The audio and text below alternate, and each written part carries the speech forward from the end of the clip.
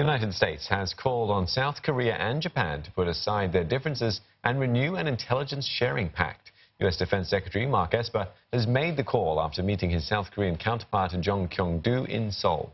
And during the talks, Mr. Esper also pressed South Korea to pay more of the cost of stationing U.S. troops in the country. Our senior correspondent Lim Yeon-suk has more. The two defense ministers met for about 3 hours on Friday morning to discuss issues ranging from bilateral ties to North Korea and the intelligence sharing deal between South Korea and Japan. Now, they agreed to continue strengthening their decades-old alliance, and the U.S. said it remained committed to help its allies should there be any threats from North Korea. But speaking to reporters after their meeting, it seems like they were not able to narrow the differences on two main issues.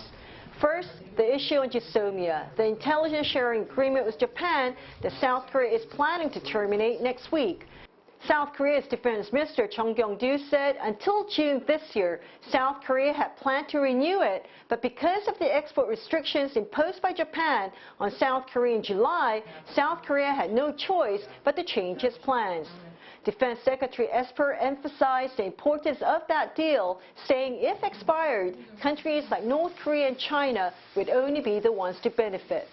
Gisomia is an important tool by which Korea, the United States, and Japan share effective and timely information, particularly in times of war.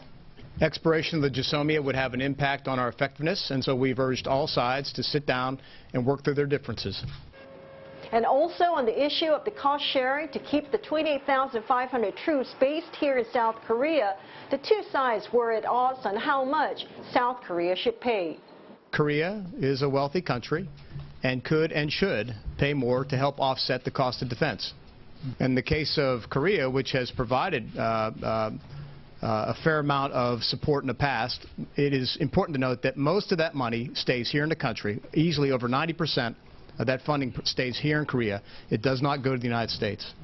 When asked if the U.S. was asking for about $4.7 billion from South Korea annually, Defense Minister Chung said he could not reveal the figures, but that it would be a fair and reasonable amount.